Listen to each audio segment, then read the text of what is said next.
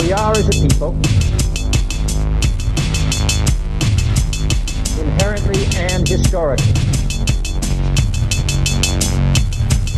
opposed to secret society, opposed to secret oaths, opposed to secret proceedings, secret proceedings.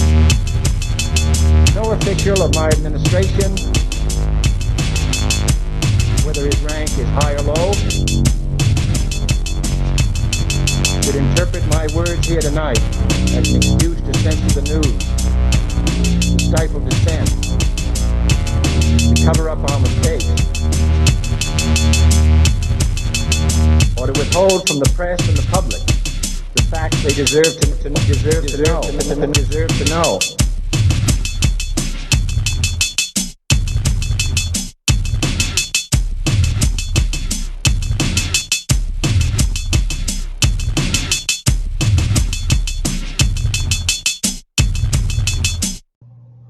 Welcome to Conspiracy Corner Podcast, everyone. It is November 19th.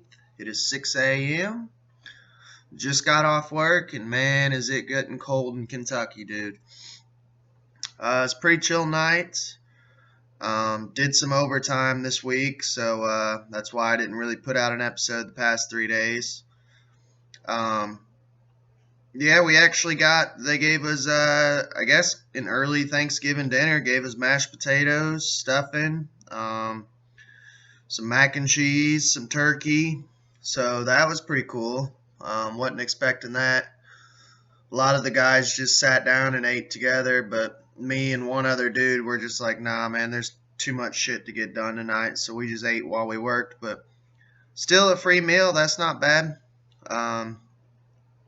But yeah, as far as updates, that's about it. We got our trip planned for my birthday, going back to Point Pleasant, doing a tour to the radioactive sites in Point Pleasant, West Virginia, where there's Mothman sightings, and so that should be fun. But yeah, we'll get on with the show.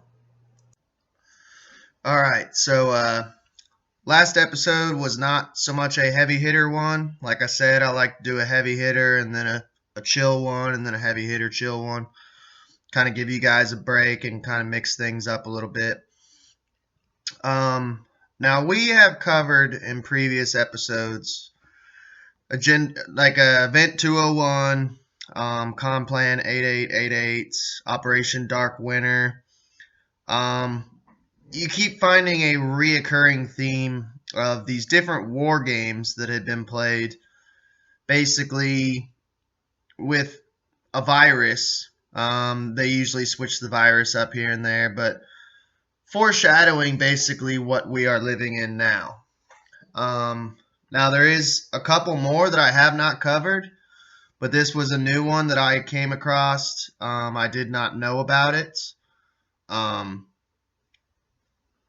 Basically, I'd come across this just randomly, and then there's several that I haven't covered, but you can find, it's like 30 pages of a PDF of the actual war game that was played. But I didn't think that would be a very exciting episode, so I found an article that kind of sums it up. Now, if you're a QAnon dude, this will probably piss you off because it is kind of hinting that Trump might have been in on it because he actually participated in this war game. Now, you guys know how I feel about Trump. I'm not going on and on. I mean, if you've listened to previous episodes, you know how I feel. And you guys know how I feel about QAnon. I did a whole episode on it, how I think it's basically a psyop. But let's get into it. Before the coronavirus outbreak, a cascade of warnings went unheeded. Washington. The outbreak of the respiratory virus began in China and was quickly spread around the world by air travelers who ran high fevers. In the United States, it was first detected in Chicago, and 47 days later, the World Health Organization declared a pandemic. But then it was too late. 110 million Americans were expected to become ill, leading to 7.7 million hospitalized and 586,000 dead. That scenario, codenamed Crimson Contagion, and that's what we're getting into today, was simulated by the Trump administration's Department of Health and Human Services in a series of exercises that ran from last January to August. Now, this is before Event 201, so this is an older article, but this totally slipped past my radar. I heard about Event 201 when it first happened. Yeah, crazy shit. The simulations, sorry, I just finished eating.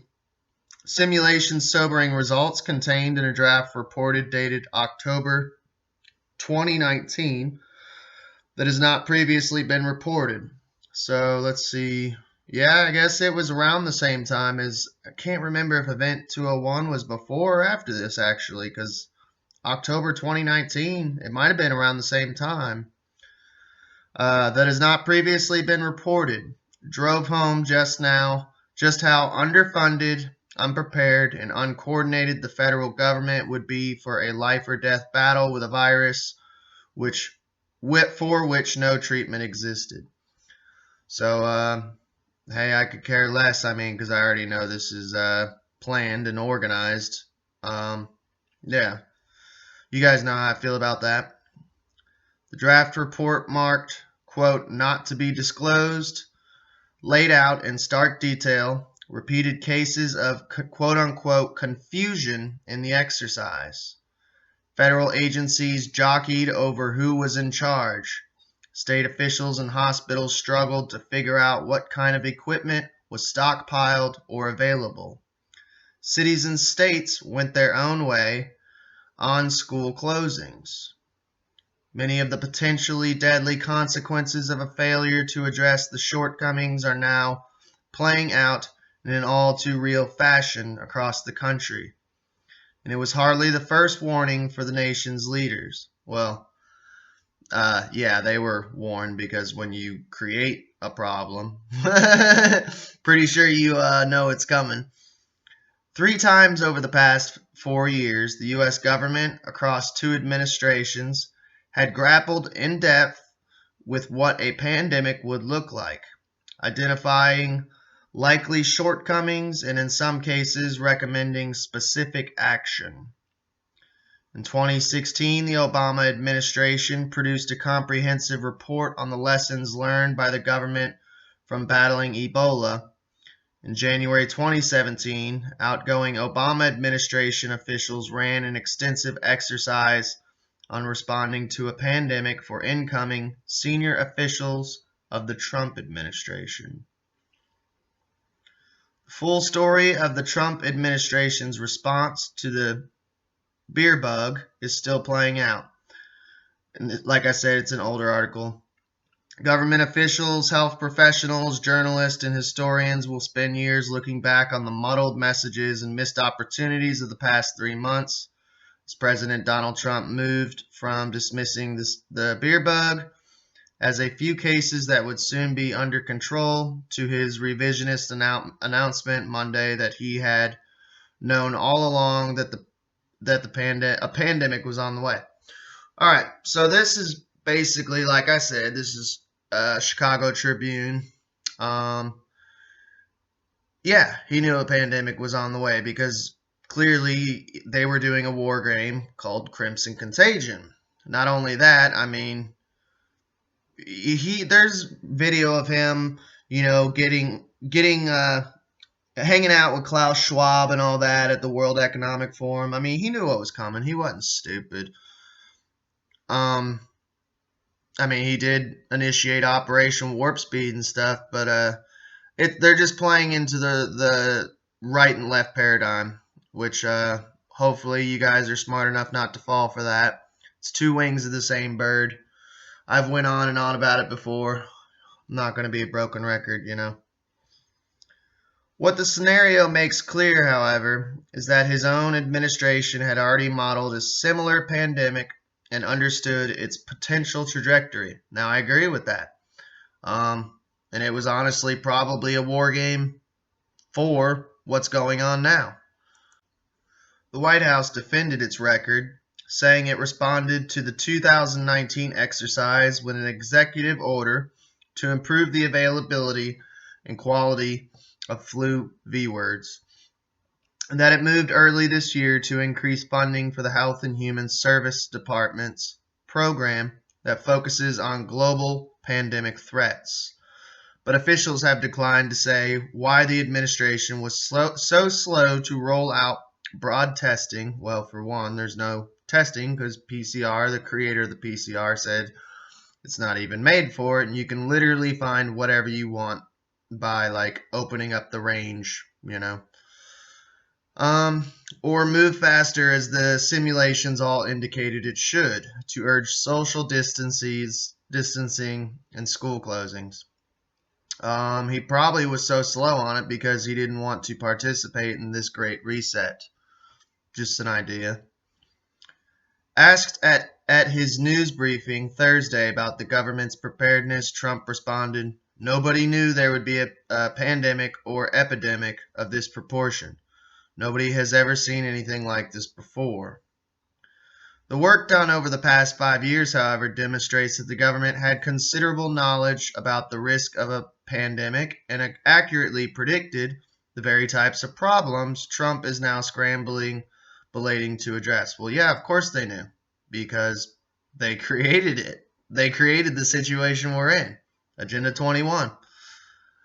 Crimson Contagion, the exercise conducted last year in Washington in 12 states, including New York and Illinois, showed that federal agencies under Trump continued the Obama era effort to think ahead about a pandemic. But the planning and thinking happened many layers down in the bureaucracy. The knowledge and sense of urgency about the peril appear never to have gotten sufficient attention at the highest level of the executive branch or from Congress, leaving the nation with funding shortfalls, equipment shortages, and disorganization within and among various branches and levels of government. Well, what? Equipment shortages? What? PCR tests don't count. We know that the ventilator just fucking kills people. So, good. Glad there was shortages on that. The October 2019 report in particular documents that officials at the Homeland Security and Health and Human Services departments and even the White House's National Security Council were aware of the potential for a respiratory virus outbreak originating in China to spread quickly to the United States and overwhelm the nation. Quote, "Nobody ever thought of the numbers like this," Trump said Wednesday at a news conference. In fact, they had. From Ebola, lessons learned. As early as the George W. Bush administration, Homeland Security and health officials focused on big gaps in the U.S. response to biological attacks and the growing risk of pandemics. The first test came in April 2009, which I could be wrong, but you'd have to go back and listen. Operation Dark Winter, that war game was played, I believe, in 2010, and it might have been under Bush administration. It was way back then. So this shit was definitely fucking planned, people. Just a few months after the start of President Barack Obama's first term, a 10-year-old California girl was diagnosed with a contagious disease that would be called swine flu or H1N1, the first flu pandemic in more than 40 years. The CDC and Prevention, so Centers for Disease Control and Prevention, estimates that ultimately there were about 60.8 million cases in the U.S., along with 274,304 hospitalizations and 12,469 deaths associated with H1N1. The virus turned out to be less deadly than first expected, kind of like the beer bug and what's going on now. But it was a warning shot that officials in the Obama administration said they took seriously. Of course they would. That's probably, like I said, I'm not some huge Trump tard or QAnon person over here, but I do feel like Trump tried in a way to kind of push back, but then he did weird shit like Operation Warp Speed, which makes me just go, seriously? Like, yeah, I don't fucking trust you now. Kicking off a planning effort that escalated in early 2014 with the outbreak of Ebola in West Africa and ensuing fear that it could spread to the United States. Ebola was less contagious than the flu, but far more deadly. It killed 11,000 people in Africa, but it could have been far worse. The U.S. sent nearly 3,000 troops to Africa to help keep the disease from spreading, while the containment effort was considered a success inside the White House. So honestly, it makes you wonder if they did all these, like, all this shit before, like the H1N1, the swine flu, bird flu. Makes you wonder if those in itself was just a practice run for what we're doing now, you know? And honestly, that's why when everybody was like, oh, this is just a dry run, this is a practice run, what's going on now, I kind of was like, I don't think it's a dry run or a practice run. I think this is it, guys. I think it's like a train that's just going to keep plowing. It doesn't look like they're backing off or even going to stop. That's just my opinion. I think they've already did their war games. They already did their practice runs with like swine flu and bird flu and all that and H1N1 just to kind of see how many people would buy into, you know, the pandemic, maybe even back then. And I don't know. I mean, that's why, honestly, when what's going on now had hit, I ain't gonna lie, it kind of took me off guard because I thought it would just blow over like the bird flu and the swine flu and all that jazz, because I remember living through that and I was like, I was a kid, you know, but my parents didn't freak out. They didn't wear masks. They didn't get vaccinated.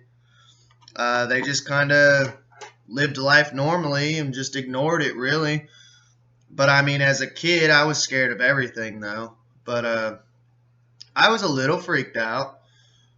But I don't remember people buying into it, and I think that the government probably seen that, or the elites, and were like, yeah, let's hold off. No one's buying into this shit. You know, they're not as freaked out and shit as we want them to be, you know. Not like today and with what's going on now. So let's see. So it was basically a success. Inside the White House, officials sensed that the U.S. had gotten lucky and that the response had revealed gaps in preparedness. So that right there would, to me, in my eyes, would be a dry run. And like I said, this is it's getting into older incidents, but I think it's very important to kind of look back in the past and see, could these have been dry runs, you know? Christopher Kirchhoff, a national security aide who moved from the Pentagon to the White House to deal with the Ebola crisis, was given the job of putting together a lessons learned report with input from across the government. The weaknesses Kirchhoff identified were early warning signals from what has unfolded in the past 3 months. His report concluded that the U.S. assumed more capability on the part of the World Health Organization than the agency actually had. The U.S. had its own issues. There was no airplane in the U.S. fleet capable of evacuating an American doctor who was infected while treating patients in Liberia. The Pentagon was largely unprepared for the intervention that Obama ordered. While the U.S. rapidly developed a way to screen air passengers coming into the U.S., borrowing from intelligence tools developed after 9/11 to track possible terrorists, Kirchhoff found deficiencies in even measuring how fast the virus was spreading. And of course, they're going to talk good about Obama because this is a left-leaning source. But like I said, pay no attention to the right or left paradigm. On the plus side, the Obama White House had created an Ebola task force run by Ron Klain, Vice President Joe Biden's former chief of staff. Before a single case emerged, and the U.S. Congress allocated $5.4 billion in emergency funding to pay for Ebola treatment and prevention efforts in the United States and West Africa. The money helped fund a little-known agency inside the Health and Human Services Department in charge of preparing for future contagious disease outbreaks. So they were just lockstep in line with prepping for what's going on now. The same office that in 2019 ran the Crimson Contagion exercise and other similar events in the years since. After Thomas Duncan, a librarian, from Liberia, citizen, became the first person diagnosed with Ebola on U.S. territory in September 2014. Errors resulted in the infection of 2 nurses and fear of a wider spread in the U.S. Duncan died, but the 2 nurses recovered. I ain't gonna lie, I kind of remember that. What is striking in reading Kirchhoff's account today, however, is how few of the major faults he found in the American response resulted in action, even though the report was filled with department-by-department recommendations. There were deficiencies, quote, in personal protective equipment use, disinfection, and social services for those placed under quarantine. There was confusion over travel restrictions and the need for a smoother sliding scale of escalation of government response, from local authorities acting on their own so basically local authorities not acting on their own but being lockstep and stepping in line to the greater plan, to local authorities acting with some federal assistance, to the full activation of the federal government. That just sounds creepy. The full activation of the federal government. The report concluded that a, quote, a minimum planning benchmark might be an epidemic in order of magnitude or 2 more difficult than that presented by the outbreak of Ebola in West Africa, with much more significant domestic spread. But one big change did come out of the study: the creation of a dedicated office at the National Security Council to coordinate responses and raise the alarm early. Quote, what I learned most is that we had to stand up a global biosecurity and health directorate and get it enshrined for the next administration, said Lisa Monaco, Obama's Homeland Security advisor. Getting the Trump team's attention. After Trump's election, Monaco arranged an extensive exercise for high-level incoming officials, including Rex Tillerson, the nominee for Secretary of State, John Kelly, designated to become Homeland Security Secretary, and Rick Perry, who would become Energy Secretary, gaming out the response to a deadly flu outbreak, so Crimson Contagion. She asked Tom Bossert, who was preparing to come in as Trump's Homeland Security advisor, to run the event alongside her. Quote, we modeled a new strain of flu in the exercise precisely because it's so communicable, Monaco said. There is no V word, and you would get issues like nursing homes being particularly vulnerable, shortages of ventilators. Monaco was impressed by how seriously Bossert, her successor, appeared to take the threat, as did many of the 30 or so Trump team members who participated in the exercise, details of which were reported by Politico. But by the time the current crisis hit, almost all the leaders at the table, Tillerson, Kelly, and Perry among them, had been fired or moved on. Like I said, old Trump might have been trying to fight this shit. if apparently they were either fired or had been moved on. I mean, like I said, I ain't no Trump tard and I'm not a Q-tard either, but he might have actually tried to fight this shit a little bit. I think that's why it was he was so stagnant, you know. In 2018, Trump's then National Security Advisor, John Bolton, ousted Bossert and eliminated the National Security Council Directorate, folding it into an office dedicated to weapons of mass destruction in what Trump officials called a logical consolidation. Asked about that shift on March 13, Trump told a reporter that it was a nasty question, before adding, "I don't know anything about it." Writing on Twitter the next day, Bolton lashed out at critics who said the shift had reflected disinterest in pandemic threats. Quote, "Claimed streamlining NSC structures impaired our nation's biodefense are false. Global health remained a top NSC priority," Bolton wrote. In a statement, the National Security Council said it, quote, "has directors and staff whose full-time job it is to monitor, plan for, and respond to pandemics, including an infectious disease epidemiologist and a virologist." But in testimony to Congress last week, Dr. Fauci, what a little goblin piece of shit, director of National Institute of Allergy and Infectious Diseases, suggested that ending the standalone directorate was ill-advised.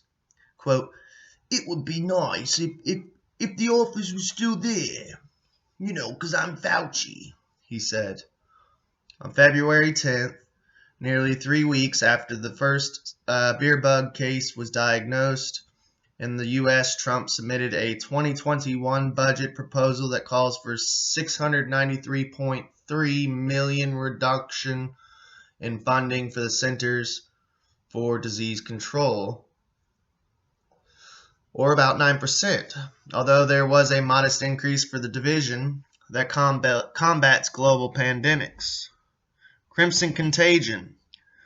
The Crimson Contagion planning exercise, run last year by the Health and Human Services Department, so this was 2 years ago it would have ran, involved officials from 12 states and at least a dozen federal agencies. They included the Pentagon.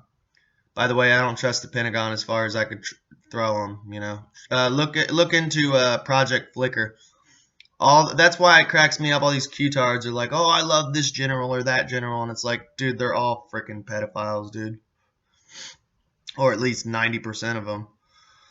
The Department of Veterans Affairs and the National Security Council, groups like the American Red Cross and the American Nurse Association were invited to join, as were health insurance companies, of course, and major hospitals like the Mayo Clinic. The war game-like exercise was overseen by Robert Cadleck, a former Air Force physician who has spent decades focused on biodefense issues. After stints on the Bush administration's Homeland Security Council and the staff of the Senate Intelligence Committee, he was appointed Assistant Secretary of Health and Human Services for Preparedness and Response. Quote, "He recognized early that we have a big problem and we needed much bigger budgets to prepare," said Richard Danzig. Dude, I wish my last name was Danzig. That's fucking dope. Sorry, I'm a huge Danzig fan. Secretary of the Navy in the Clinton administration, who had worked with Cadleck. The exercise played out in 4 separate stages, starting in January 2019. The events were supposedly unspooling in real time, with the worst-case scenario underway as of August 13, 2019, when, according to the script, 12,100 cases had already been reported in the United States, with the largest number in Chicago, which had 1,400. The fictional outbreak involved a pandemic flu, which the Department of Health and Human Services says was, quote, "very different than the novel beer bug." The staged outbreak had started when a group of 35 tourists visiting China were infected and then flew home to Australia, Kuwait, Malaysia, Thailand, Britain, and Spain, as well as the United States, with some developing respiratory symptoms and fevers en route. 52-year-old male from Chicago who was on the tour had low energy and a dry cough. Upon his return home, his 17-year-old son on that same day went out to a large public event in Chicago, and the chain of illnesses in the United States started. Many of the moments during the tabletop exercise are now chillingly familiar. Almost like they planned it. In the fictional pandemic, as the virus spread quickly across the United States, the CDC issued guidelines for social distancing, and many employees were told to work from home. Which honestly, I ain't gonna lie, that is one thing that the whole working from home, if you have an office job, even as a kid, when like computers first came out and shit, I was like, why do you have to go to work, Mom? Because she worked for like a paper company. It was called Optima. It's like, can't you just stay at home and work on the computer? Like, why do you have to waste the gas and waste the time? And you know what I mean? Like, if you have a computer, why not? If you have an office job, you know. But federal and state officials struggled to identify which employees were essential and what equipment was needed to effectively work from home. There also was confusion over how to handle school children. The CDC recommended that states delay school openings. The exercise took place toward the end of summer, but some school districts decided to go ahead with the start of school, while others followed the federal advice, causing the same types of confusion and discrepancies that have marked the response to the beer bug. The exercise from last year then went on to predict how the situation on the ground in the U.S. would worsen as the weeks passed. Confusion emerged as state governments began to turn in large numbers to Washington for help to address shortages of antiviral medications. Well, there's not really shortages, but you guys keep banning stuff like hydroxy blah blah blah, Ivor blah blah blah, you know. Personal protective equipment and ventilators. Bleh. Then states started to submit requests to different branches of the federal government, leading to bureaucratic chaos. Friction also emerged between the Federal Emergency Management Agency, which is traditionally in charge of disaster response, and the Health and Human Services Department, another scenario playing out now. But the problems were larger than bureaucratic snags. The U.S. organizers realized did not have the means to quickly manufacture more essential medical equipment, supplies, and medicines, from the antiviral medications to needles, syringes, N95 respirators, and ventilators, the agency concluded. Congress was briefed in December on some of these findings, including the inability to quickly replenish certain medical supplies, given that much of the product comes from overseas. These concerns turned more urgent at a hearing on Capitol Hill last Thursday. Like I said, this is an old article. As lawmakers peppered Health and Human Services Department officials with questions that sounded almost as if they had read the script from the fictional exercise, reflecting the shortage of respirators and protective gear.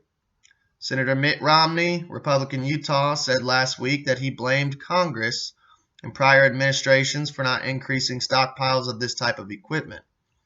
That is an area, this is what he said, I guess. That is an area we ought to consider making an investment in, Romney added, making a point apparently unknown to him that the administration's own simulation had made clear 5 months earlier. So there you have it. Like I said, I always do a heavy hitter episode, and then I'll do a fun episode, and then another heavy hitter episode, and then another fun episode. I like to mix it up. So next episode will be more of a chill, more of a paranormal, maybe true crime. I'm not sure yet. But I definitely wanted to cover that, man, because we had covered other war games, like I said, and I'll put that at the end of this if you're watching on YouTube. I did an episode on Operation Dark Winter, an episode on Event 201.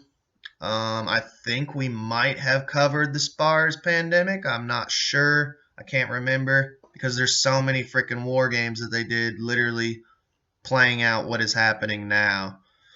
But yeah, let me know what you guys think about it in the comments. If you're on YouTube, I'll leave links at the credits so you guys can click on those other episodes if you want to check that out, if you don't know about them. If you want to listen to us on an audio format, because some people do, it saves your battery.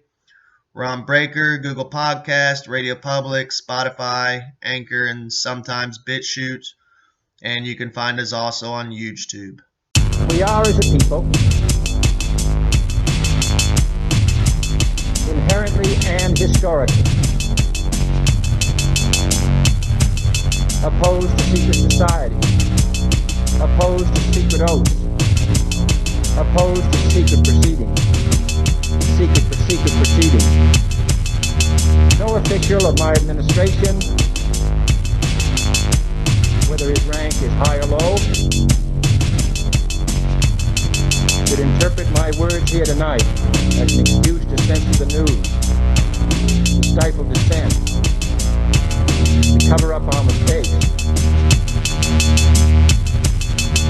or to withhold from the press and the public the facts they deserve to know.